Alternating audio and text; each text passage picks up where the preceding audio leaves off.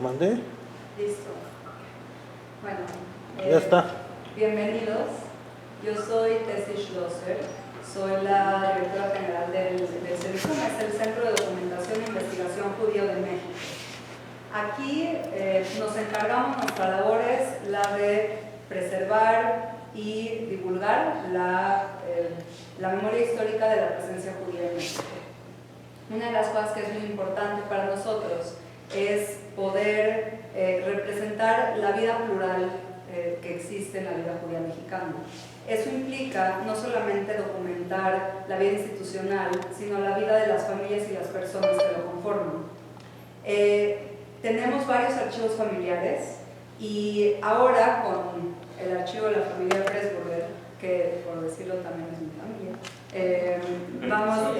vamos a inaugurar lo que serían eventos. Este es un evento piloto para hacer las presentaciones de libros después de la donación documental de todo el trabajo que se hace para recopilar la historia de las familias. Entonces, tenemos la idea de cómo se hacen estos libros. Esto es algo común a veces en las familias, hacer libros contando la historia de nuestras familias, y para todo eso se hace un trabajo de documentación muy exhaustivo que lleva muchos años de hacer, mucha colaboración, coordinación, y en este caso deriva también en la donación que nos han hecho del Fondo Pressburger. Entonces, junto con el Fondo Pressburger se va a inaugurar y se va a presentar el libro de la familia. Muchas gracias por acompañarnos. Disculpen la hora en la que estamos empezando, conocen la Ciudad de México y en diciembre la Mostrópolis se pone en su revancha. Entonces, muchas gracias.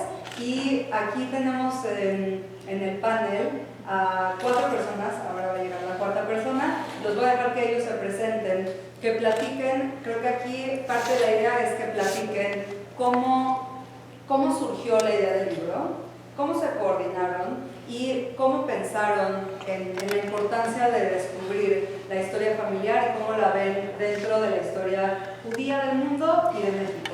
Entonces, si quieren, me gustaría, Enrique, si quieres puedes empezar y después hacemos una conversación. Muchas gracias.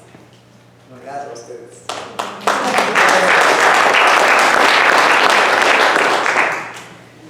A levantar el ánimo un poquito. No, pues bueno, antes que nada, bienvenidos. La verdad es que entendemos que a diferencia de otras investigaciones o temas de interés general, pues finalmente la realidad es que este es un libro pues íntimo, ¿no? Estamos contando una historia de manera íntima, personal. La verdad es que gracias a la gente que está acá, porque pues es gente que está porque quiere estar. Entonces ya el venir es un gran logro, y la verdad es que lo hacemos con el puro interés de compartir. Y sí, estamos haciendo como bien decía Tessie, como pues algo que queremos sentar un precedente, porque este centro no lo conoce casi nadie y es una maravilla. O sea, además de que arquitectónicamente es una joya que viene de un templo que ya no existe en Europa, pero acá se puede ver una réplica, lo que se ha hecho del auditorio, y hay una biblioteca y hay oficinas. Entonces la verdad es que y se pueden ver actas constitutivas de las primeras instituciones que se encargan de la comunidad judía en México. Entonces toda esta historia documentada, la realidad es que es un privilegio tenerla, y un poco pues quisimos que la gente conozca esto y que de alguna manera pues eso, fomentara que las familias dejen su historia y su legado, ¿no? Entonces bueno, como tenemos que empezar en cómo empezamos, igual voy a leer tal cual los agradecimientos, y de ahí pues igual nos arrancamos con cositas. Pero bueno, dice así: una tarde de domingo cualquiera en la Ciudad de México en 2019, recibí un mensaje de WhatsApp en un grupo familiar extenso, de esos que normalmente nadie lee y nadie contesta. Era mi tía abuela Rosa, a casi sus 90 años de edad, externando en un mensajito breve, pero lleno de nostalgia, en que se lamentaba no conocer a las nuevas generaciones de la familia Pressburger. Y decía: me encantaría saber qué están haciendo y en qué andan. También enseñarles algunos papeles que guardo de mi historia. Ese día algo se movió dentro de mí y decidí ir a visitar, junto con un primo. La visita, que pretendía ser breve, acompañada de un tecito y un cuernito de pan dulce, como a la tía Rosa le gustaba, a los que frecuentaban su casa. Se tradujo en una plática de 3 horas en la que Rosa no nos dejaba irnos. Sacaba papeles y papeles, libros, trípticos, periódicos, intentando detener el tiempo y encapsular las imágenes con sus dedos. El mensaje era claro: no se quería ir de este mundo sin escribir su historia. Después de cotizar con autores externos, especialistas y con poco éxito en la tarea de asignar responsables y quién hacía qué, pues bueno, decidí yo mismo aventurarme a escribir la historia no solo de Rosa, sino de toda la familia Pressburger. La idea la compartí con mi tía Eva, quien sin pensarlo 2 veces se lanzó con celular en mano a casa de la tía Rosa a sacarle casi 4 horas de entrevista. Y luego a Tequisquiapan, Querétaro, a hacer la misma proeza con Celia, la otra tía abuela, aún con vida, y ambos videos resultaron ser centrales en la consecución de este proyecto. Las primas de mi papá, Gela, Sara, Rosy, me ayudaron también a darle forma al proyecto al conseguir escritos, trabajos de secundaria de primos, sobrinos, fotos, memorias de primera persona de ancestros que estaban perdidas en CPUs obsoletos y a punto de desaparecer en el polvo de bibliotecas privadas familiares. La tía Rosa murió en 2021 y no la volvimos a ver, de hecho, desde aquella visita, pues atravesó la pandemia, por lo que sí la grabamos justo a tiempo. Haber escrito este libro es una de las mayores satisfacciones de mi vida, pues me ha servido para entender mi lugar en este mundo y a honrar a aquellos que lo hicieron posible. Bueno, allá pongo, este libro lo dedico principalmente a mis hijos Eitan y Ariel, quienes portan el apellido Pressburger, y para quienes escribo esta historia con mucho amor y conciencia. Beshinantam levaneja bedivar tabam, beshiteja belechteja o belechteja baderech, y educarás a tus hijos y les hablarás cuando te acuestes, estando en casa, al andar en el camino, al dormir y al levantarte. Oración de Beshinantam.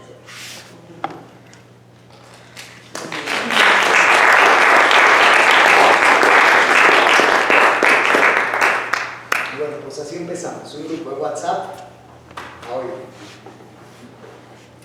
Y resulta que cuando Quique me platica, pues a mí mi vena genética ya estaba bien viva y yo lo tenía desde hace muchos años ya andando, pero nunca se había podido concretar, y eso es lo que le pasa a muchas familias.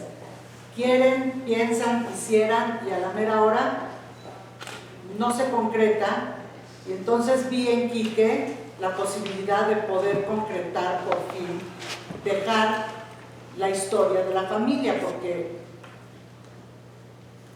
la siguiente generación, digamos la generación de mis hijos y mis futuros nietos, no van a saber todo lo que vivieron mis abuelos y mis bisabuelos. Era una lástima espantosa.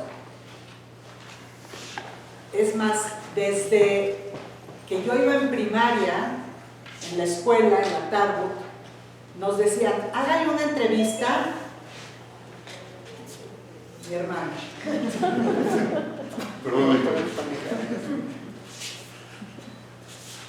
Háganle una entrevista a sus abuelos y pregúntenles lo que quieran para que se quede.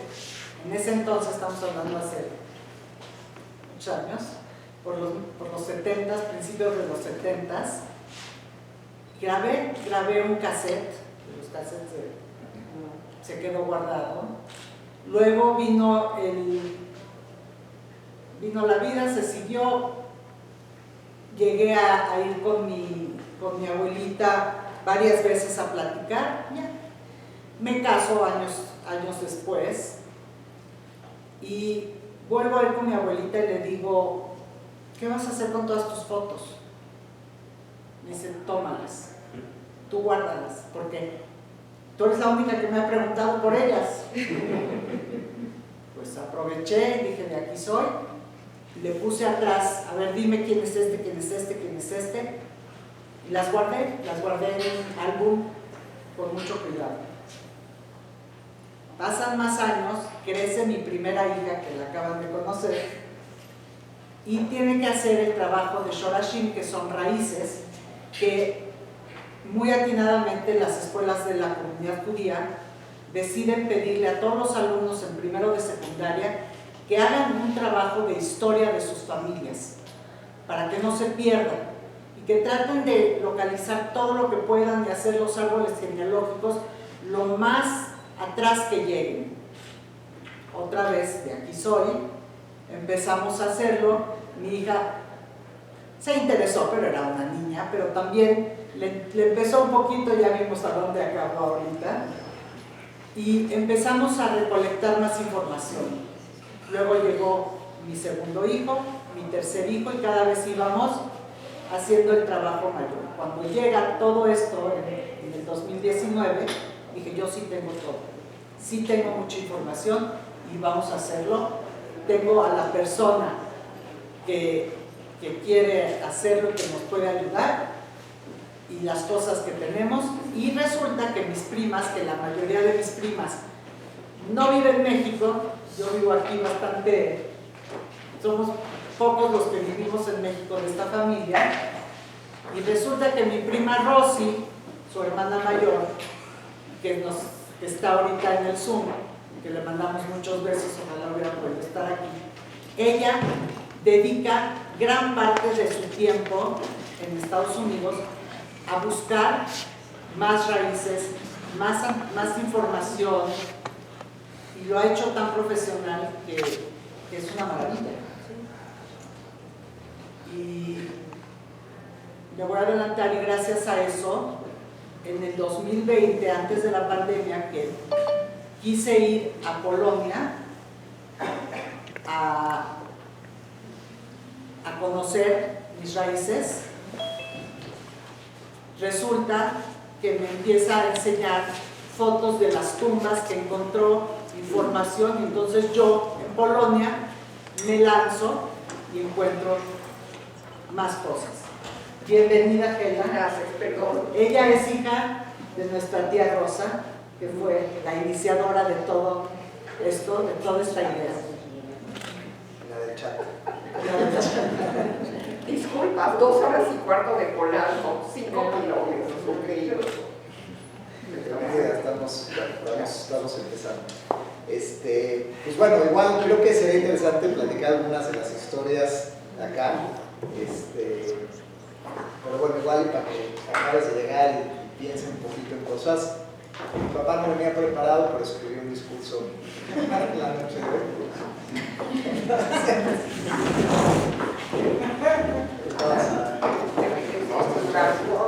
Léelo. Me costó mucho trabajo aguantarme las ganas de no mandarlo. Dije, no lo voy a arruinar, espero. Este lo escribí desde hace 3-4 días ya. Entonces me costó trabajo aguantarme, pero ahí les veo. Querida familia, este libro, el cual es presentado hoy entre propios y extraños, no trata acerca de cualquier historia, trata acerca de nuestra historia. Es muy difícil, lamentablemente, tratar de reconstruir lo que pasó a nuestros antepasados más atrás de hace 150 años. Solo podemos especular. En algún momento pasamos por Presburgo, hoy Bratislava, capital de Eslovaquia, ya que, como sabemos, Presburger es el que viene de Presburgo, como Hamburger el que viene de Hamburgo, o como Berliner el que viene de Berlín. ¿Qué pasó antes? ¿Cómo fue la vida de nuestros ancestros? ¿Qué hacían? ¿Qué pensaban? Tal vez nunca lo sabremos. Lo que sí sabemos es acaso un poco de Abraham Presburger y de los hijos que procreó con su esposa. La historia de nuestro abuelo Isaac y de nuestro tío abuelo Moses. Es increíble lo importante que puede ser una toma de decisión. En nuestro caso, el brillante matemático Moses solo pudo dejar su legado científico. En el caso de Isaac, él sí pudo dejar un legado humano tras de sí. Me cuesta y duele mucho saber que la descendencia de Moses simplemente quedó truncada y condenada a nunca existir en un campo de exterminio nazi. En cambio, el destino de Isaac no solo le sonrió y por ende a toda su descendencia, es decir, a nosotros, su familia, sino que quedó plasmada en lo que hoy somos, en nuestra existencia, en nuestro derecho a existir, a vivir. La decisión de tomar un barco para arriesgarse y probar suerte al otro lado del mundo no solo le salvó la vida, sino la de todos nosotros, su descendencia. Tomó su propio destino en sus manos, se abrió camino en la vida, nos abrió un camino a todos nosotros, los Pressburger. La historia que se cuenta y documenta en este libro, que nos presentamos hoy a nosotros mismos, atestigua, nos recuerda y nos ilustra acerca de lo que hemos logrado, lo que hemos vivido, lo que nos ha tocado participar en esta vida tan milagrosamente lograda. Si seguimos aquí en este mundo como pueblo desde hace más de 3.000 años, como seres humanos, como personas de bien, debe darnos una responsabilidad. Somos parte de algo importante, de algo que conlleva un propósito, un compromiso por dar y aportar, no solo a nosotros mismos, sino a la gente que nos rodea, a la humanidad a la cual pertenecemos. Agradezco la oportunidad que nos dio el destino, la oportunidad que nos dio una buena decisión tomada a tiempo. Gracias a Dios que iluminó a nuestros antepasados para partir, dejando atrás un infierno para abrirnos paso a una posibilidad, la de vivir, trascender, gozar la vida y sus placeres de la naturaleza, el arte, la cultura, la ciencia. Sí, hemos vivido y sobrevivido. Hagámoslo valer dando lo mejor de nosotros mismos. Con esto rendiremos el mejor de los tributos a nuestros antepasados. Agradezco profundamente a todos los que participaron en la elaboración de esta historia, nuestra historia. Nos han dado una gran alegría. Gracias. Baruch atah Adonai, sheheyanu bekimanu begianu las manos.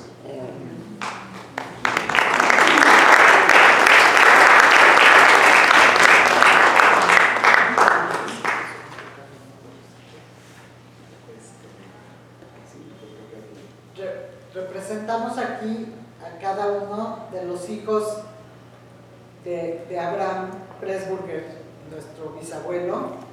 Nada más nos falta un representante de la tía Celia, pero pues están en Tequisquiapan viéndonos desde allá. Pues sí, igual, digo, para ir abriendo el micrófono, pero igual y para situar a la gente que nos hizo el favor de venir, pues básicamente estamos hablando de digamos que pongamos un patriarca que estaba en Polonia, Abraham Javi Pressburger, esta persona que tuvo 4 hijos. De los 4, uno se escapa a México y de ahí existimos todos nosotros, y otro tenemos algo de historia que ahorita les voy a platicar del genio matemático que fuimos descubriendo en este tema. Los otros 2 no tenemos mucha documentación. Una mujer que se casó con un erudito de la educación que falleció, y otro que vino a México, a la industria de la moda, vio que no le pegó y se regresó a Europa y pues murió desafortunadamente, no se regresó.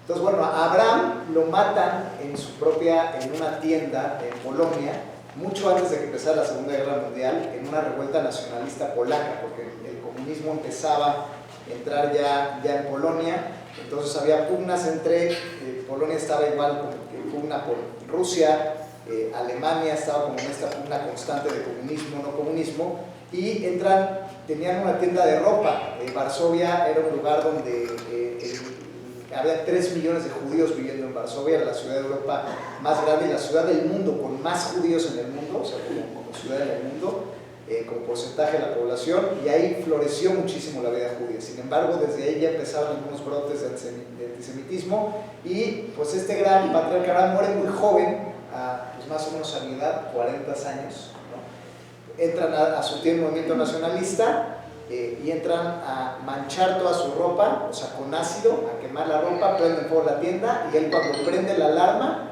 le disparan y lo matan. Entonces, los 4 hijos prácticamente pues crecen con con la mamá, luego un poco con la abuela, y crecen pues un destino que fue complicado desde ese entonces. De ahí entonces tenemos 2 historias que se desprenden de la que vamos a platicar. La primera es de Moxes, la persona que decidió no irse de Varsovia, porque pues él era un gran pues digamos que era un gran personaje dentro de Varsovia, era un académico muy reconocido, e Isaac Pressburger, eran hermanos, un poco más grandes. Isaac, ya ahorita platicamos su historia, ya abrimos el micrófono. Él pelea en la Primera Guerra Mundial por Polonia y él es el que decide después escaparse en barco, ¿no? Pero primero vamos a contar un poquito la historia de Moses Pressburger, que, pues bueno, vamos a agarrar un poquito el libro para ir viendo. Pues bueno, hoy en día lo que descubrimos, quizá algunos ya lo saben, otros no, es que hoy en la Universidad de Varsovia, 2024, el Premio Nacional al Emprendedor se llama Premio Pressburger. Hoy en día se da todavía acá en la Universidad de Varsovia y se da al alumno más emprendedor del año. Le hacen, pues venía entonces el alumno de mejores calificaciones, emprendedor, el que hizo tal, le damos el Premio Pressburger en honor a Moses Pressburger. Ellos, igual en la Universidad de Varsovia, no tienen idea que hay familiares vivos de Moses, porque pues él tuvo un hijo que al final pues no se sabe ya, no hay registro y bueno, fue separado, ahorita lo vamos a ver, ¿no? Pero bueno, Moses pues resulta que era efectivamente un ser humano brillante. Él entra a estudiar a la Universidad de Varsovia, directamente de la prepa lo llaman de la universidad para que debe hacer estudios en matemáticos y trabaja en la Polish White Cross. O sea, él, como estaba muy chiquito, era menor de edad para pelear en la Primera Guerra Mundial, él estaba en la Cruz Roja y hacía labores humanitarias dentro de la Cruz Roja, digamos, polaca, y hacía servicios médicos y ya empezaba a prestar servicios por la patria polaca. Era un polaco muy orgulloso, donde pues participaba en movimientos nacionalistas, estaba en la universidad, era estos tipos Ruy Hauser que lo habían adelantado de grados, entra a la universidad, empieza a trabajar en la Cruz Roja y empieza a estudiar en un comité académico para tener estudios de posgrado, ¿no? Entonces tenemos algunas citas, porque encontramos archivos históricos de la universidad que dice: Moses era un joven de comportamiento ejemplar, que obtuvo el grado perfecto, o sea, 10 cerrado en las materias de religión, historia, física, química y filosofía. Cabe destacar que Moses desde temprana edad dominaba los idiomas polaco, alemán, francés y latín. Entonces a Moses también lo adoptan el rector de la universidad mismo, que se llama Víctor Lampe. Le dice: bueno, vamos a adelantar para que en la Facultad de Filosofía empiece a estudiar matemáticas. Lo recomienda el rector directamente para que empiece a hacer sus estudios de posgrado.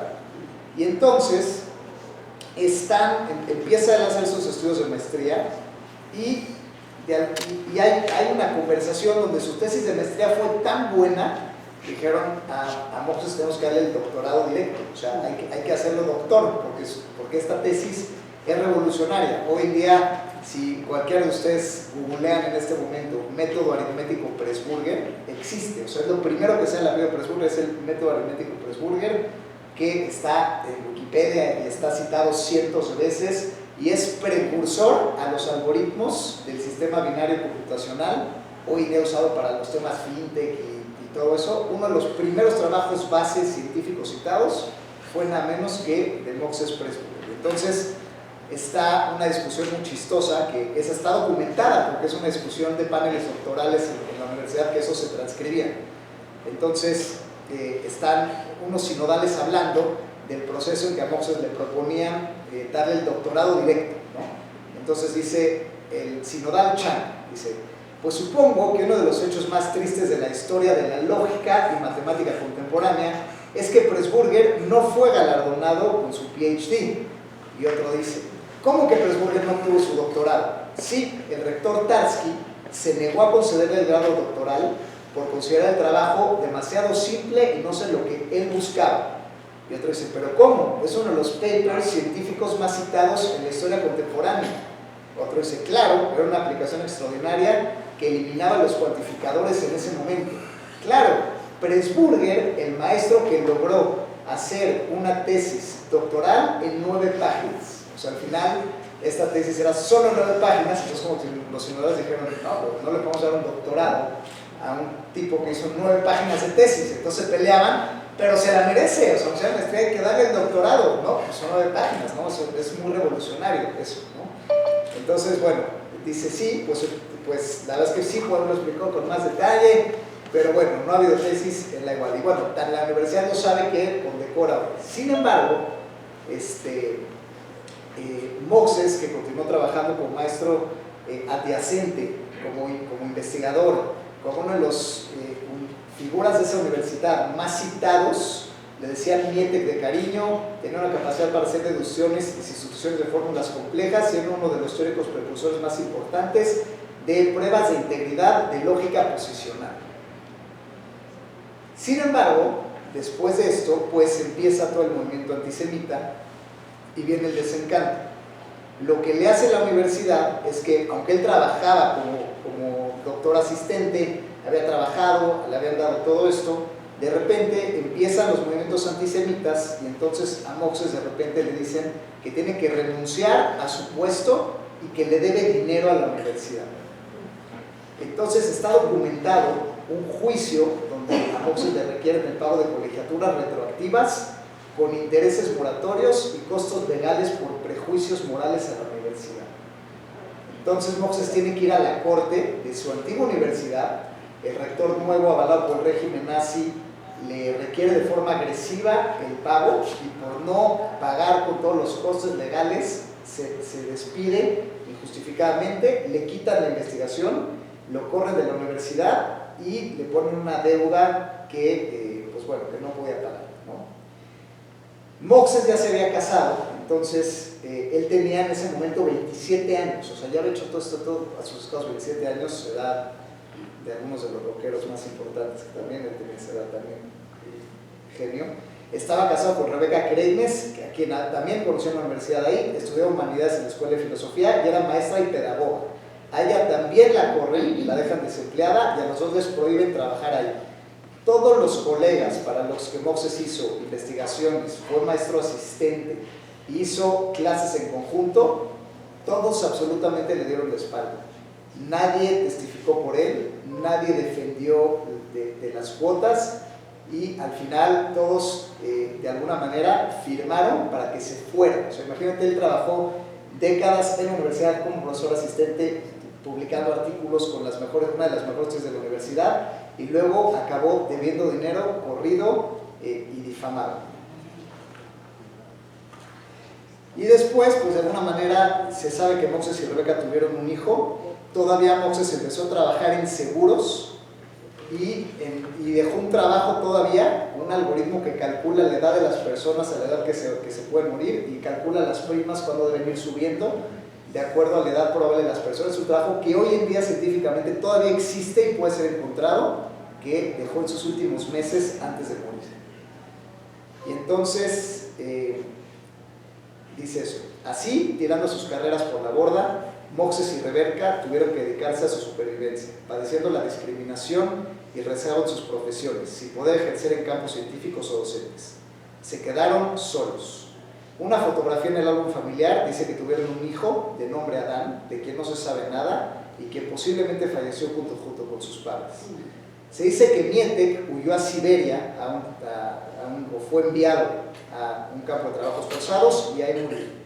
En todo caso, para la década de los 40, la familia ya había sido aislada en el gueto para posteriormente ser trasladados por trenes de carga a su muerte por asfixia en los campos de exterminio de Treblinka, donde sus cuerpos sin vida fueron quemados y su ceniza esparcida por chimeneas gigantes al lado de miles de judíos que sufrían el mismo destino diariamente. Ninguno de los antiguos colegas científicos de Mietek intercedió por él, ni sus compañeros, en otro momento agradecidos por su colaboración, ni sus alumnos. Tampoco la universidad manifestó postura alguna. Hoy en día suponemos que el aislamiento y cobro de colegiaturas a Mietek seguramente fue una injusticia, pues la propia Universidad de Varsovia se reivindicó ante él con el premio que hoy en día lleva su nombre y está vigente hasta nuestros días. Un comentario curioso. Buscando a Tarski, él fue profesor en Berkeley, murió hace apenas unos cuantos años, o sea que de haber tenido conocimiento de esta historia hubiéramos tenido quizás la oportunidad de ir, de enfrentarlo, de platicar y de ver qué podía él contarnos directamente. Hasta se me pone acá, ¿no? Pero bueno, y en el departamento de lógica y de matemáticas de Berkeley hay algo también que tenemos que seguir investigando, o sea que este es un trabajo en movimiento. Seguimos adelante. ¿No quieres decir algo de tu mamá? Mira, yo quisiera leerles algo que Rosy me pidió que les compartiera.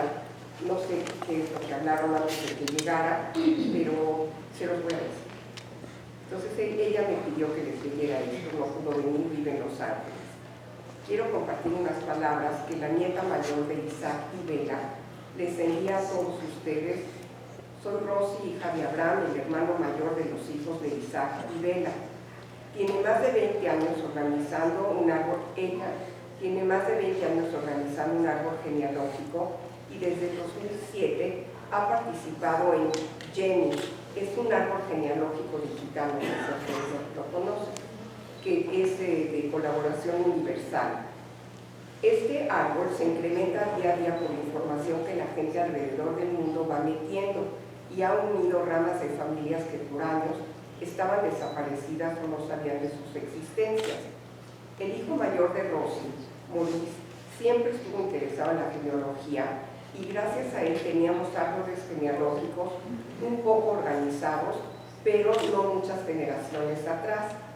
Cuando su sobrino David, hijo de Sara, estaba en la universidad, encontró una fotografía del hermano del rey Isaac y un poco de su información. Le llamó mucho la atención por el desarrollo matemático sobresaliente y unos años después, Rosy, que ya estaba buscando más información, encontró la biografía que un estudiante de la Universidad de Colonia había escrito en 1990 y estaba traducida al inglés y acababa de ser escaneada. Alex, el segundo hijo de Rosy, tuvo la oportunidad de sacarla de la biblioteca digital y compartirla con la familia. Desde que Rosy se retiró, se hizo miembro de varias asociaciones genealógicas en línea y ha tomado clases de cómo hacer investigaciones, usar todos los programas disponibles y analizar la información. Lo que más ha aprendido es que con perseverancia se puede reconstruir el pasado. Gracias a la inquietud e iniciativa de Enrique en escribir y recaudar información con los miembros de la familia, algunos aún con vida hace unos años, Rosy se motivó a organizar la información de su papá Abraham y con la ayuda de sus hermanos escribieron ya más formal la historia de Abraham. Estas historias eran nuevas para Enrique, ya que de esta parte de la familia sabía muy poco. El esfuerzo no paró allí. Cuando todas las primas empezamos a reunirnos por Zoom, junto con mi tía Celia, que es la que no está desafortunadamente aquí presente, se prolongaron estas sesiones por más de un año y medio, que estuvimos semana tras semana y que nos compartía algo de lo que él tenía. Para él una labor titánica, porque estaba hablando de generaciones más arriba que no conoció, porque además la familia de alguna forma se dispersó, o sea, toda la familia de Abraham vive en Estados Unidos, unos viven en Los Ángeles, otros viven en Houston, la familia de Rosa, de mi mamá, igual tengo un hermano que vive en Cleveland, nosotros vivimos en San Diego.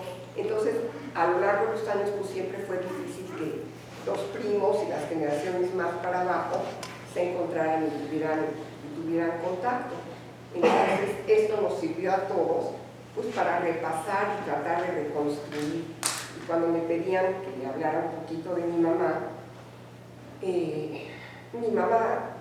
desde muy joven se dio cuenta de lo difícil que fue para sus padres el haber perdido a toda su familia y haber iniciado una vida en México, siempre muy agradecidos a cómo se les abrieron las puertas. La intención no era llegar acá, era llegar a Palestina, pero pues como todos saben, las cuotas y las situaciones los hicieron terminar acá. Pero ella siempre trabajó para la lucha contra el antisemitismo, contra la discriminación. Estuve involucrada en muchísimas organizaciones, ella falleció hace 3 años, pero estuvo toda su vida dedicada a la lucha contra las injusticias. Fundó en la Ciudad de México el Anti-Defamation League, que es la Liga de Anti-Difamación Información fue representante y fue entrenada en Nueva York y en Israel para este logro. Fue de las que iniciaron todos los grupos juveniles en las escuelas que tuvieron que de alguna manera ver también por la seguridad de la comunidad. Trabajó para muchas instituciones y siempre tuvo el sueño de escribir el libro que gracias a Quique hoy se presenta. Dejar un testimonio para las generaciones venideras de lo que fue toda la lucha y el camino tan difícil que nuestros familiares tuvieron que pasar. Para mí en especial hoy ver este sueño realizado es muy emotivo, y el que se presenta en el CEDIJUN doblemente emotivo, porque mi mamá guardó toda su vida todos los documentos que llegaban a sus manos, nunca se desprendía de nada y no sabemos qué hacer con todo eso. Me decía, uy, el día que yo no esté, a ver cómo le hace. Y yo sentía que eran cosas muy importantes que se tenían que preservar. Perdón, era mi sentimiento. Y claro, y finalmente, antes de tesis, estaba aquí Enrique Schmeling, y él muy amablemente pues, se tomó el tiempo de mandar gente a que revisara y analizara los documentos, y todos están resguardados acá.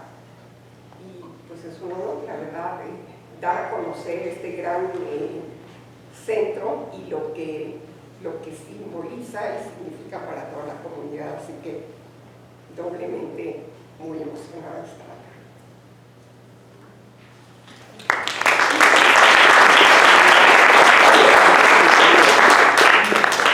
Y a decir las preguntas que quieran con mucho gusto, trataré de responderlas. Siento mucho que mi mamá no está acá porque estaba feliz. Pues digo, si les parece, a menos que igual haya más que decir algo, podemos contar unas historias de por acá que quieren hacer. Lo que siempre nos decían a mi hermano y a mí, ¿por qué se llaman Adán y Eva? ¿De dónde se les ocurrió a sus papás? Bueno, resulta que el bisabuelo era Adán, le decían Abraham, pero era Adán, y la bisabuela era Eva, y estaban casados. Cuando fallece Abraham, que lo matan, pues al hijo de Moisés, de Mietek, le pusieron Adán, y hasta que llegamos a México y mi papá tuvo a sus hijos, tuvo la oportunidad de poner Adán y Eva. Y aquí otra Eva. La otra versión es que yo fui el tercer hombre de la familia, ya obviamente querían a la niña. Entonces me pusieron a Adán para ver si venía la Eva. Esa es la otra versión. Vino. Que me chotearon bastantes años por eso. Bueno, hay una historia que creo que vale la pena compartirles, que es muy linda, que es, bueno, como ya les compartimos la historia de Moses, quien desafortunadamente se queda, pero está la de Isaac, quien pelea en la Primera Guerra Mundial, no le revalidan sus estudios en la universidad, le dicen, tu carrera a la basura. Dice, pero ¿cómo? Si me fui a pelear por ti en la Primera Guerra Mundial en el frente. Ah, pues no, eso es falta injustificada. O sea, fui al ejército, es falta injustificada. Entonces, él desde ahí dice, pues entonces yo ya me voy de este país, ¿no? Pero, antes de irse, él tenía una conquista amorosa, que es pues, mi bisabuela Bela, que no se quería ir de Polonia sin llevársela. Entonces, hay unas cosas muy interesantes. Bela, su esposa, que además era de una familia acomodada, digamos, que era muy educada, los judíos de esa época eran muy educados, ilustrados, en esa época donde se asimilaba la cultura, y dice, papá tuvo que ser muy espléndido con mamá en sus citas, llegó a rentar carruajes para pasar por ella y llevarla para que pasaran por la ópera, lo cual causaba ruido en toda la cuadra y hacía que mirones de toda la colonia se asomaran admirados por tan espléndido transporte. Papá en eso gastaba su dinero, en impresionar a mamá. Le daba regalos muy costosos también para impresionar a sus suegros, que era la otra tarea difícil. Lo que no sabía es que ellos lo consideraban derrochador y fanfarrón. Por lo cual mamá, de hecho, ocultaba los collares y alhajas que le regalaba debajo de su colchón, pues prefería eso a que sus padres pensaran mal de él. Así, mamá solo lucía sus mejores galas en citas secretas con papá. Ante el fracaso en su intención de conquistar a sus suegros, mi papá decidió acelerar los planes de boda e imprimió unilateralmente las invitaciones de la misma. Se las llevó a sus suegros y les dijo: en 2 semanas nos casamos y luego nos vamos a ir a vivir a México. Se imaginarán que no fue precisamente la boda más alegre, jeje. De hecho, mi mamá recuerda haber enfermado el mero día de la boda de la panza seriamente. Isaac Pressburger y Bella Kleiner se casaron el 4 de abril de 1923. Entonces, pues se apresura la boda, se la lleva a México, pero los suegros le dicen: ok, ya están casados, pero ella no se va a México contigo. No de inicio, al menos. Entonces, pues se adelanta, pasando por Cuba, una travesía, aterriza en Veracruz, y pues tiene pues las dificultades, como la gente que no habla el idioma, llegan en post-revolución mexicana, país todavía en medio de balas, acá, sin idioma, sin dinero, sin nada, pero pues él ya se quería entregar ahora sí a su esposa, ¿no? Entonces le escribe una carta, Isaac Abelo, una carta donde le dice que galantemente ya viven en México, que tienen una casa llena de lujos, donde están muy bien acomodados, en un jardín precioso, y que tienen muchas comodidades y alhajas y sirvientes. Y entonces ella, ya con eso, los papás avalan la carta y entonces la convence de venirse. Pero lo que no saben es que ella, pues que vino con un dote de dinero, pues pensando que la vida de Isaac sí era lujosa, se lo gasta todo en adornos para la casa que no existía. Entonces llega al barco con cortinas, con sábanas, con manteles para las mesas. Y entonces cuando Isaac la ve, la aterriza, pues es más grande su impresión de lo que traía a de verla otra vez. Dice: ¿cómo? Dice: no, pues ya no tengo dinero porque me lo gasté en los ahorros de la nueva casa. Y ahí se entera que no existía esa nueva casa. Pero bueno, pues gracias a eso pues le salvó la vida, porque fue la única manera de traerla, y gracias a que ella vino, pues fue la única de la familia que se salvó. Es que nuestro abuelo era muy hábil, porque también antes de casarse con nuestra abuela, se lo encarga. Nuestra abuela tenía otro novio, pero el novio se tenía que ir al ejército, y entonces le dijo: te encargo a mi novia, me la cuidas. Pues sí, se la cuidó muy bien, se casó con ella, y lo mismo, se casó con ella para podérsela traer y engañó a todos para poderla sacar, porque cuando él estaba estudiando ingeniería química, que después varios de esta familia estudiaron, se dio cuenta que ahí nunca iba a poder, que algo estaba muy mal y que ahí nunca iba a poder vivir tranquilamente, y lo vio por adelantado la tragedia que después sabemos que fue la Segunda Guerra Mundial. Gracias a eso se salvaron.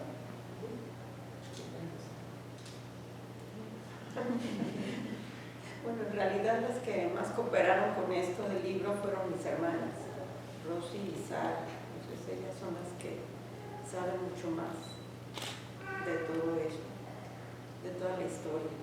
Nuestro papá fue Abraham, el más grande de los 4 hijos. Luego nuestro papá, luego su mamá, y luego la tía que vive en Quisquiamba. Sobrevive todavía una de los 4 hermanos originales, que debe estar Ali por ahí por en el Zoom, y Rubén, tal vez los saludamos. Y mi mamá, que sigue viva, pero pues va a cumplir 90 años, y ya traerla para acá hoy, qué bueno que se la roba en el centro, que estés cómodamente por Zoom. Y bueno, vamos a seguir con algunas historietitas también para no pensar. Sí, o sea, bueno, Isaac fue un emprendedor serial, tiene un gen completamente emprendedor, como muchos de judíos de esa época, y él fue un emprendedor muy interesante porque estuvo en varias ciudades. Entonces, su primer emprendimiento, después de que pues llega, se trae del barco a su esposa Bella, empiezan a probar suerte, está difícil, tocando puerta a puerta, de repente escuchan que en el territorio de La Paz hay negocio de ostras y perlas, donde pues tienes que ir a meterte al mar a sacarlas, ¿no? Entonces, ese es su primer emprendimiento. Y hay, bueno, hay algunos interesantes para que vean cómo era La Paz de ese momento. Ahí tienes que decir que igual Bella, entre todas las cosas que compró, también compró sedas y demás. y acabó teniéndose que ir prácticamente casi al lomo del burro a La Paz con todo su ajuar tan elegante que tenía. Claro.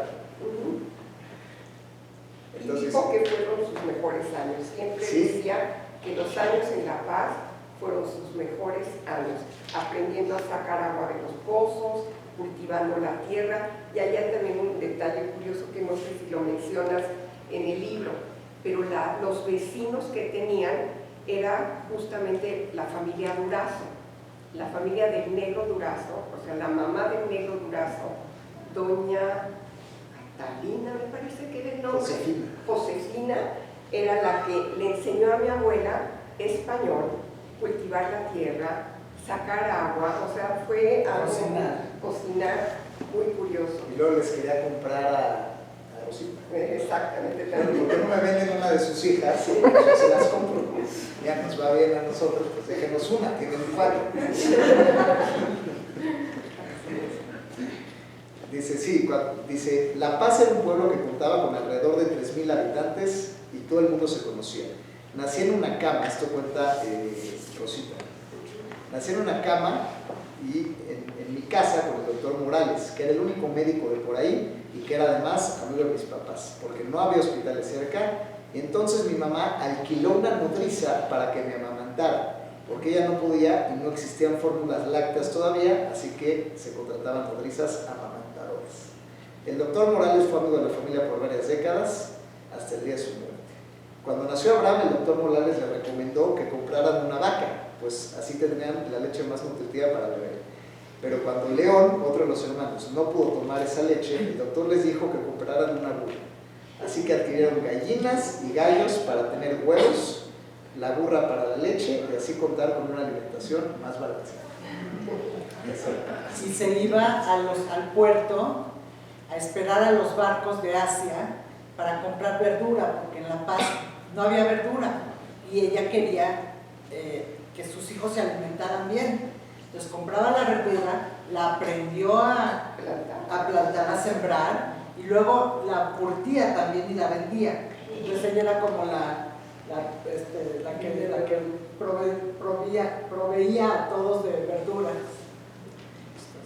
También en La Paz hay una foto en el libro de un coche, porque al principio con la profesión de el bisabuelo, el Zei de Isaac, era ir de puerta en puerta teniendo cosas, pues se lleva su coche a La Paz, adquiere un coche por ahí, pero no habían caminos, entonces al final se le bochaban las llantas, pero él era famoso en el pueblo porque pues era la única persona que tenía un coche, ¿no? Entonces hay una foto ahí que se rescató, muy bonito esto, ¿no? Y al final, igual para ir avanzando con la historia, si alguien igual con cositas lo puede hacer, ellos, bueno, hacen el negocio de las ostras, después se tiene que reemplazar porque los japoneses empiezan a producir perlas de forma industrial, entonces el negocio ya no daba, porque pues ya entonces ponen una tiendita de abonos, abarrotes, entonces eran conocidos, pero al final deciden irse de ahí para que sus hijos, los 4 hermanos, pudieran seguir una descendencia judía, porque bueno, si nos escapamos de la guerra y todo ese trabajo, y al final si no se va a perder, ¿no?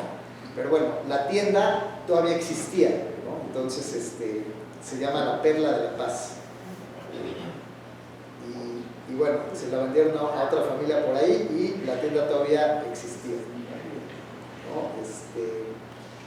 Y bueno, sí, dice así una partecita. Años después, León regresa a La Perla de La Paz, tienda que fundaron mis papás, donde existía casi 40 años después. Los propietarios seguían siendo una familia Shkolnik, los otros únicos que estaban en La Paz, y quienes al quedarse se asimilaron y el apellido finalmente desapareció para siempre. Me senté a conversar un largo rato con ellos. Los hijos de la pareja ya no hablaban yiddish, pero ahora compartíamos una rica barbacoa mexicana en lugar de los platillos europeos de antaño.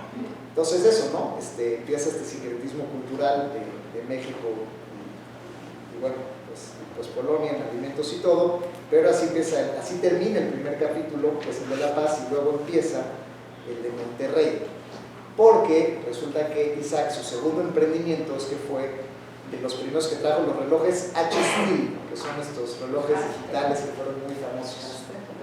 Hastek y H-Steel también, ¿no? Global. Bulova, sí, también otra de las marcas. llevaba a mi papá a recorrer todos los lugares para vender relojes.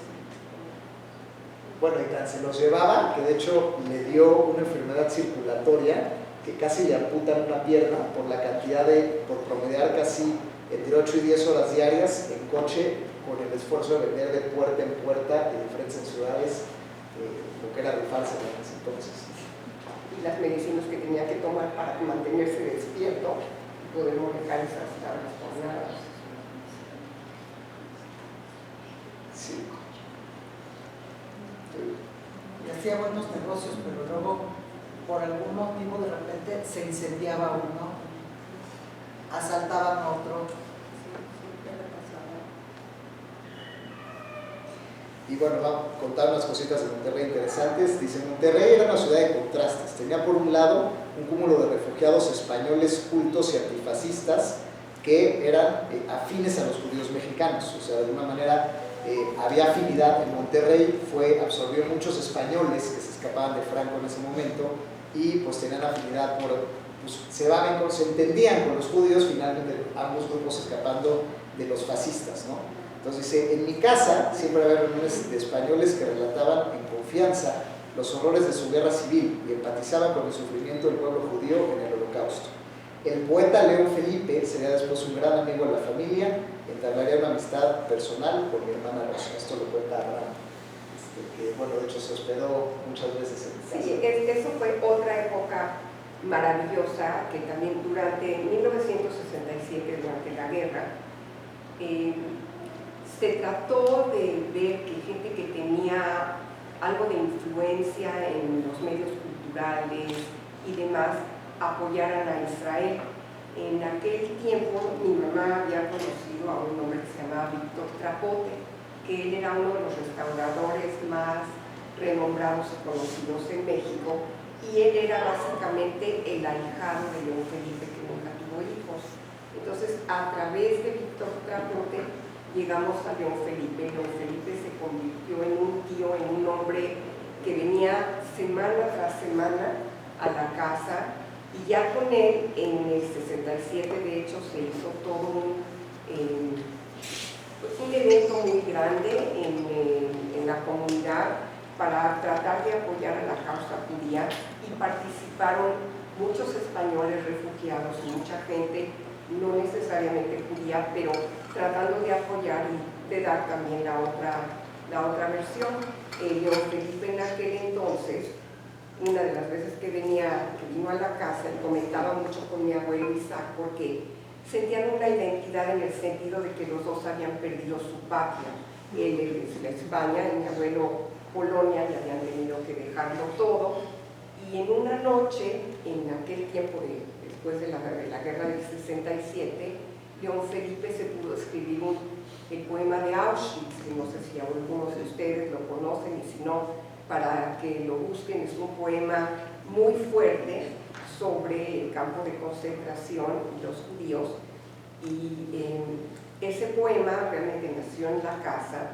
A la mañana siguiente le habló a mi mamá, que le decía a ella Rosca, le dijo, he escrito este poema y no sé cómo me lo van a tomar o cómo lo van a entender. Ya después de esto escribió, dentro de toda su obra tan grande, un libro que está dedicado a los judíos, y fue un gran apoyo para nuestra comunidad en tratar de balancear pues, lo que en un momento dado estaba tan tendiente al otro extremo. Pues sí, venía, y junto con él se sacó un disco que debe de estar acá resguardado, con la voz de él, donde lee varios poemas, entre ellos Auschwitz y Escuela, poemas muy fuertes, muy solidarios. Con ese disco se recabaron fondos, y eventualmente él quería que hasta lo enterraran en Israel, el lazo tan fuerte que se creó. Y Israel, el Keren Kayeme, creó un bosque que hasta la fecha existe, que es el bosque a nombre de León Felipe, y él decía que él ahí quería que terminaran sus restos, porque últimamente era el único lugar a donde él podía pertenecer. Nunca se logró esto, pero fueron años muy, muy ricos. Toda la gente que participó en la creación de ese disco, pues venía a la casa y se hacían grandes paellas, grandes comilonas. Siempre se hablaba, que él decía que era mucha comida, que había que ver cómo reducir todos estos platillos, y cuando empezaban a repasarlos y decían, no, pues la fabada, pues esto hay que comerlo, y esto hay que, todo, no podían eliminar nada. Y cuando llegaban al albondigón, como ya el último recurso, León Felipe decía, pues albondigón, caiga quien caiga, y volvemos a comer toda la comilona. Entonces, bueno, fueron años muy... Bueno, algo de lo que dice Gerard, que a mí me recuerda también. Yo estaba muy chico en ese entonces no entendía muy bien de qué se trataba el asunto, pero sí recuerdo que el nombre de la obra era Este viejo y roto violín. Y aún no recuerdo las palabras exactas, pero me había impresionado mucho el poema, que más o menos trato de reproducirlo, o sea, no decirlo, pero de qué se trataba. O sea, decía que en el infierno de Dante, que callen todos los violines, que calle toda la música, así se rompe, aquí se rompe todo, se refería al holocausto, aquí se rompe todo y rompo mi violín, por eso decía este viejo y roto violín. Entonces decía, ante todo esto, yo rompo mi violín y me callo. ¿Por qué? Porque en el infierno de Dante no había un solo niño. Entonces, al holocausto, que murieron no sé cuántos millones de niños, 1 millón, 2 millones de niños que murieron en el holocausto. Es en el infierno de Dante no había un solo niño. Las palabras están muy bien escritas, yo no las recuerdo, pero me acuerdo que a mi temprana edad me había causado un impacto muy fuerte. Y luego ver que ese libro estaba autografiado por León Felipe en ocasión por el bar mitzvah de mi hermano Salomón. No sé dónde quedó ese libro, pero en ese libro está la firma de León Felipe dedicado a Salomón en ocasión de su bar mitzvah. Entonces era algo que quería compartirlo cuando vuestro lo que dice Gerardo. Y nuestro papá, mi papá, yo recuerdo que siempre sus amigos eran españoles y libaneses. En ese entonces eran los que se identificaban porque eran los que habían tenido que dejar su patria. Y se iban todos los días en la mañana, tenían a las 11 de la mañana creo que era, se bajaban al cafecito en el centro en Donceles y ahí se juntaban sus amigos españoles, libaneses, la dueña del cafecito era también libanesa, y ahí platicaban sus recuerdos. Les voy a contar un poquito de Monterrey. De Monterrey después van a ver por qué tienen que dejar Monterrey, ¿no? Pero bueno, dice, en la calle, aunque a nivel gubernamental había afinidad por los judíos del mundo, al igual que por los judíos españoles, en la calle había mucho antisemitismo, por lo que realmente era distinto.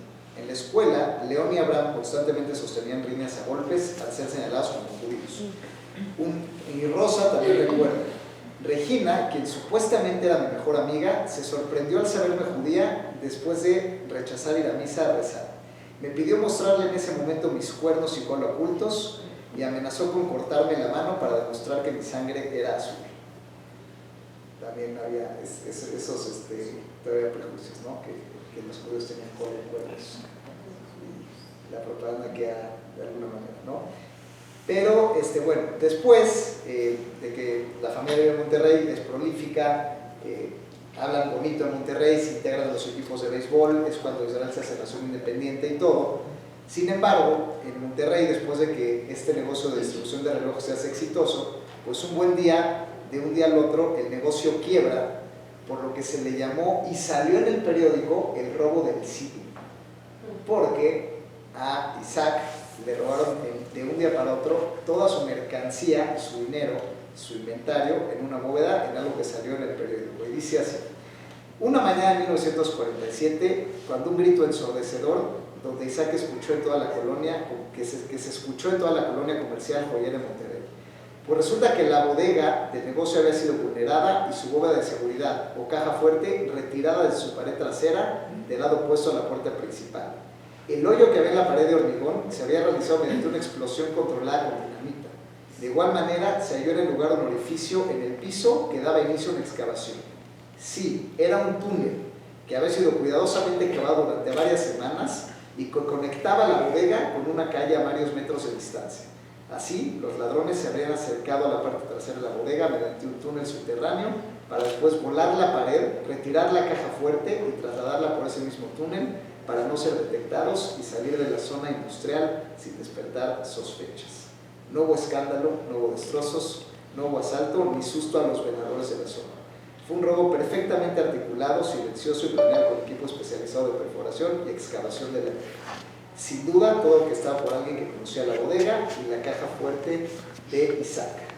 Pero Isaac, además, la familia que lo empleaba en ese momento, pues dijo que la responsabilidad del robo era del propio Isaac. Así que le dijeron: Isaac, será tu responsabilidad reponer la mercancía robada. El dinero y el inventario que estaban en una propiedad tuya. Así que la negligencia de haberlos perdido es tuya. Ese dinero no los tendrás que reponer, cada peso y cada reloj. Así que Isaac decidió asumir la deuda en lo personal, deuda que cargaría sobre sus hombros y lo perseguiría toda la vida. Nunca más logró tener un legado patrimonial cuantioso después de aquello, sin embargo honró toda su deuda. Isaac todavía hizo un último intento de quedarse en Monterrey y emprendió para ello un negocio en la industria mueblera, una fábrica de comedores, burós y bases cama de corte fino, estilo Luis XV y Chip and Dale. El negocio tenía sentido, pues había un mercado importante, sin muchos competidores, que estaba ya emergiendo las cadenas como FAMSA, Mueblería Sandler, y era una buena oportunidad para surtirles mercancía. No obstante, el destino también tenía otros planes, pues la fábrica de muebles se quemó. El que dejáramos Monterrey fue muy difícil. Teníamos todos allá amigos, un futuro prometedor y una historia en la comunidad judía. Ese año, recuerda, León estaba estudiando la carrera de arquitectura en el Instituto Tecnológico de Monterrey, que había empezado a funcionar pocos años antes. Mis clases las tomaban en casas habilitadas para dar los cursos, porque todavía no existía el TEC como tal, sino eran casas privadas a nombre del TEC. Y se estaba construyendo. Un buen día me despedí de mis amigos y, sin saberlo, también de mi vocación de arquitecto para toda la vida, pues no había marcha atrás. Había que ir al Distrito Federal a ganarse el pan y no había tiempo ni dinero para continuar con mis estudios. Ya se acabó otro capítulo, primero en La Paz y luego en Monterrey.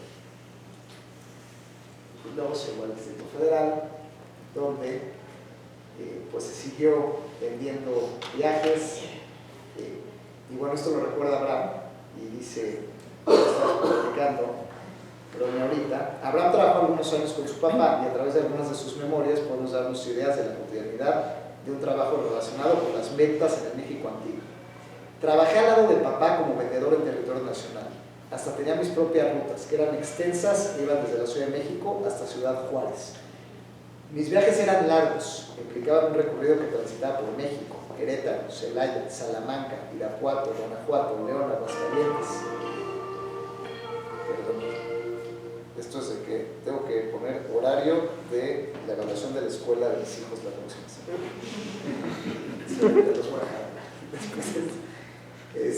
Siempre buscaba una comunidad judía entre mis viajes y así como conocí a Esther Yazdowitz, ¿cómo se pronuncia igual? Yazdowitz, mi futura esposa, dice Abraham. La compañía me daba un pase para el tren, dinero para mis gastos y 2 valijas grandes con mercancía. Durante mis viajes pasaba hasta 8 horas en tren y me quedaba en hoteles que no tenían ni cerradura en las puertas. Así que siempre tenía que buscar la manera de cerrar las puertas con sillas y protegerme para que no me asaltaran en la noche y me robaran la mercancía. A veces, para dormir un poco, movía la cama detrás de la puerta o dormía sentado sobre las valijas en el tren amarrado. Pues sí, así son todas las historias. Ya yo creo que ya hay que dejarles algo para que, por si tienen ganas de leer el libro, y agradecerles. Bueno, yo quisiera hacer una acotación, ya que va a estar anunciado el próximo final de la presentación. Yo pensé, bueno, ¿por qué no invito a la gente de mi generación a que venga a ver el libro y la presentación y todo eso? Y pensaba, pero ¿por qué si es algo muy personal? O sea, ¿qué les puede interesar a otra gente fuera de la familia nuestra historia? Y después me cayó el 20 y los invité a la tarde, pero me cayó el 20 después de que esta historia no es nada más de nosotros. O sea, muchos judíos que compartieron historias muy similares, ya sea en Europa, en la época de la bonanza, en la época de la persecución nazi, en la época de los inicios de cómo abrirse camino aquí en México, en medio de la revolución, no teniendo nada ni con qué cubrirse una mano adelante y otra atrás. Esas experiencias fueron muy comunes para muchos de la comunidad que hoy forma la comunidad judía de México. Entonces ya no se vuelve algo exclusivo de nosotros, porque mucha gente de otras familias podrían contarnos sus propias historias y estoy seguro que serán muy parecidas.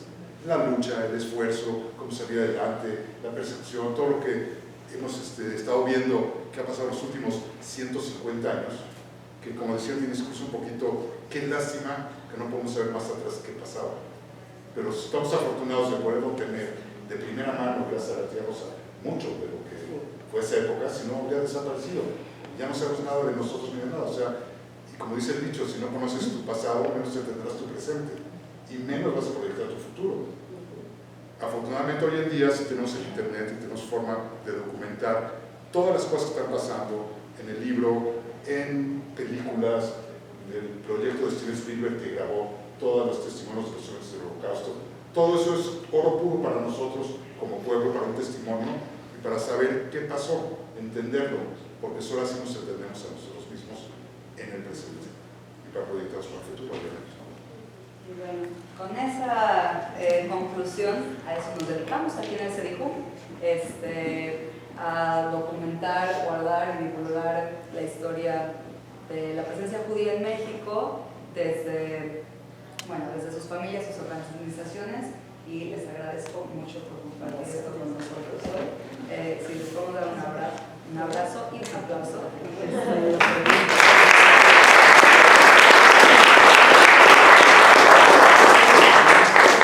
¿Se puede preguntar algo? Preguntas, sí, claro que preguntas, adelante, y después vamos a pasar, quienes quieran conocer el centro pueden venir conmigo a conocer abajo donde están los archivos, y hay un pequeño cóctel afuera para celebrar, que les ofrece la familia, para que se lo coman, y bueno, también los libros van a estar a la venta, ¿no? Pues para firma. Sí, bueno, Quique, libros con Quique. Sí, no, pero vamos a dar un espacio igual para preguntas, igual te Sí, entonces ahorita unas preguntas, aquí hay una pregunta y ahorita vamos para allá. Sí, sí. Bueno, primero que nada, felicidades. La verdad es que pocas veces yo creo que se hace un esfuerzo colaborativo como el que hicieron a nivel familia, entonces eso me parece muy, muy valioso. Aunque seas tú, digamos, el que puso la pluma, ¿no? Pero yo creo que este esfuerzo de colaboración es increíble. Tengo dos dudas, la primera, o preguntas. La primera, ¿qué piensan hacer con el proyecto del libro? Si tienen pensado a lo mejor, como decías, ¿no? O sea, es como un micro ejemplo, una experiencia micro de algo que apunta hacia muchos lados. Por ejemplo, a mí me parece fascinante lo que cuentan ambas sobre la interacción entre los judíos inmigrantes y los refugiados españoles, por ejemplo, o los libaneses, de lo cual sobre esas interacciones no se sabe mucho. Y la otra pregunta es si van a seguir investigando, porque claro que se quedaron muchos huecos, ¿no? Todavía en la historia familiar. Eso es lo que me gustaría saber. Gracias. Pues de lo que falta, pues sí falta. No lo pudimos poner acá porque había que poner de acuerdo a toda la familia que no iba a haber problemas de robo de personalidad, ya sabes, pero falta un árbol genealógico muy completo, que Rosy sigue trabajando en él, tenemos muchas cosas, y quizás le vamos a agregar un QR con las entrevistas que se hicieron a mis dos tías, para tener la información de su voz. Y ¿qué más? ¿Nos echamos un segundo libro? Bueno, también conforme pasa el tiempo, más y más archivos aún en Polonia se van abriendo, y gracias a esa información que de pronto va apareciendo, pues podemos nosotros ir llenando muchos de los huecos que tenemos muchos huecos. Muchos huecos. Gracias. Bueno, pero así encontraste tú las tumbas, Eva. Bueno, llegaste a las tumbas. Muchas gracias por compartirnos su historia. Yo tengo una pregunta con respecto a Moses y a Isaac. Cuando lo desacreditan de la Universidad de Moses, ¿no hubo una comunicación entre ellos dos para que, digamos, Moses viniera a México o algo? ¿No saben ustedes de eso? ¿O son los huecos que tienen? Pues mira, yo creo que al final mucha gente, que yo creo que nos pasaría en ese momento también, o sea, como que no crees que te vaya a pasar a ti, ¿no? Entonces al final, bueno, o sea, a ver, pasa y empieza a haber antisemitismo, pero al final es, o sea, esta concepción de renunciar totalmente a tu vida, irte a un lugar donde no hablas el idioma, donde no conoces, donde No sabías no eres dónde. nadie todavía, pues es una resistencia que muchísimos judíos pues, no se fueron de Europa por eso, porque dijeron, pues es que a mí no me va a pasar. O sea, bueno, entiendo que en las calles haya cosas, a lo mejor hay manifestaciones en las calles, pero yo pues, soy un profesor respetado, citado, mundialmente famoso, traducido en 4 idiomas, o sea, como, ¿por qué? O sea, yo me tendría que ir, ¿no? Y es un tema donde pues, después ya no se pueden salir. O sea, primero es un tema de pues, todavía no, y ya hay un momento después ya no se pueden salir porque pues, ya está prohibido para los judíos salirse y los meten a los guetos, ¿no? Incluso las cartas se censuraban, ¿no? Tomaban mucho tiempo, pero después también las cartas se censuraban, porque mi abuela recuerdo que contaba que cuando ya de plano sabían que era el final, era cuando sus familiares les escribían: estamos bien, estamos muy contentos de estar, y el nombre de la persona que nombraban era alguien fallecido. Entonces era como ya implícito que los estaban censurando y que pues lo que se venía era muy nefasto. Nuestro abuelo, porque fue más emprendedor, fue más aventurero, porque se aventuró a ver a dónde llegaba. Sí, más visionario, ¿no? Digo, la verdad es que un poco, a lo mejor es un símil que no tiene mucho que ver en contexto, pero sí en pensamiento, ¿no? Por ejemplo, en México nos hemos acostumbrado a la pérdida de libertad por el crimen organizado, ¿no? Es como, oye, antes ibas a Cuernavaca y salías a los antros, o es que ya no puedes ir a ciertos lugares, es que ya no puedes salir a ciertas carreteras, es que ya no puedes salir en Acapulco, es que ya no puedes ir a estos lugares de vacaciones, ya no puedes salir a estas horas, ya no puedes manejar en estas colonias, ya no puedes ir al norte del país en esto, o sea, entonces como a veces, pues simplemente te acostumbras, es como, y alguien que lo ve de fuera dice, ¿cómo? A ver, ¿cómo no viste lo que está pasando? Que te quitaron ciudades, carreteras, horarios, colonias completas, ¿cómo es posible que te diste cuenta?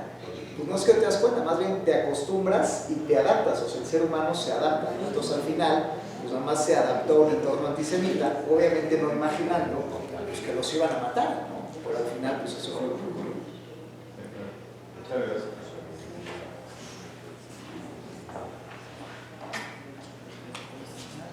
¿Alguien más? Sobre el premio, o sea, no han ido como, no han planeado hacer como un viaje familiar como para ir allá. Sí, es otra de las cosas que tenemos. Es que todo esto ha sido muy reciente. O sea, empezamos realmente con el libro, yo estaba haciendo memoria, van a ser 5 años de ese día en que nos encontrábamos en casa de mi mamá, comentando que había que hacer algo. Ella siempre quiso hacerlo, pero era muy perfeccionista, tenía muchos escritos por todos lados, y Quique fue la persona adecuada. Dijo, ustedes ayúdenme, rápidamente sacó, y vamos a sacar los puntos, y empezamos. Y ese fue el principio. Y si tú no hubieras tenido la visión de aterrizar este proyecto, son 5 años de mucho, mucho trabajo de investigación, y al mismo tiempo es un gran tesoro lo que se logró a nivel familiar, porque todos nosotros que estamos dispersos en distintas partes del mundo, y gracias a la tecnología y al Zoom, de pronto estábamos en el mismo lugar trabajando sobre lo mismo, y yo creo que ese es otro de los grandes logros de este proyecto, el reencontrarnos nosotros y dejar sembrada esta semilla para las generaciones que vienen, de entre ellos también buscarse y encontrarse, y nos vamos dando cuenta que hay muchas similitudes, muchos intereses comunes, aún con las otras familias que ya no tocamos, pero que casualmente fuimos encontrando, que está en Los Ángeles, hay otro pequeño grupo en Francia, otro más pequeño en Israel, y bueno, esto da como para otro libro, porque cada una de esas vidas pues fue una historia similar a la de mi abuelita. Sí, gran Otro trabajo. Y bueno, yo igual y a lo mejor, en ánimo de concluir, creo que también una parte que tal vez fue la más bonita de todas. Creo que es el aspecto más espiritual y psicológico y transgeneracional. Porque una cosa son los hechos, la historia, el que salió, cómo salió, pero una muy distinta es decir, oye, espérate, pues aquel buscó estudiar un doctorado en química, ¿no? Y hoy, pues, tus hijos tienen doctorado en química, ambos, ¿no? Entonces, oye, espérate, es que la bisabuela hacía riego por goteo y tenía esto y hacía estos platillos. No, pues son los mismos platillos que seguimos haciendo. O a aquel le gustaba, o sea, como cosas que empiezas a ver de, pues bueno, este tema que teníamos, algoritmos matemáticos, que no sabíamos a qué grado, entonces como las generaciones que venimos, repetimos ciertos patrones de comportamiento, de cocina, de alimentación, de carácter, de nivel de estudios, de campos de interés. Trabajo voluntario en organizaciones sionistas. La Cruz Roja. Eran masones algunos de nuestros ancestros. Entonces, pues es muy loco ir viendo todo eso, ¿no? Que dices, espérate, pues a mí yo también fui invitado, entonces, pero mi abuelo también fue eso, ¿no? Y estas cosas que vas viendo cómo los patrones se repiten en la historia, y entonces es la manera, de alguna manera, de portar los nombres pues, con un orgullo distinto, ¿no? Yo hoy, pues, a mi hijo más chiquito le puse Ariel, que es el nombre hebreo, pues el león, porque hoy en día, pues yo ya estaba inmerso cuando él nació. Mi hijo más chiquito está por cumplir 3 años, el libro lo empezamos hace 5, y a mí sí me marcó, por ejemplo, o sea, yo sí puedo decir que yo le puse a mi hijo el nombre de mi abuelo por el libro, así de tal. Yo al mío por mi abuelo.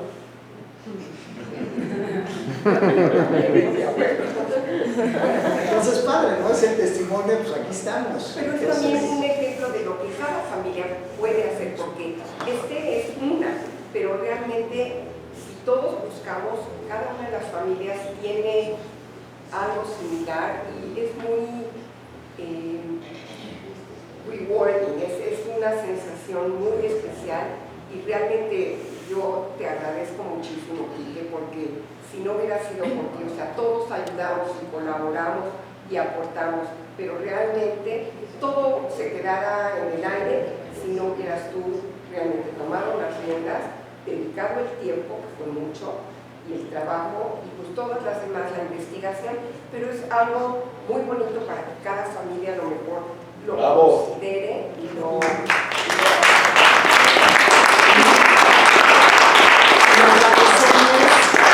agradecerles a todos ustedes que se chutaron el tráfico y el tiempo aquí para escuchar nuestra historia. ya son parte de nuestra familia, así que gracias por acompañarnos, de verdad. Gracias.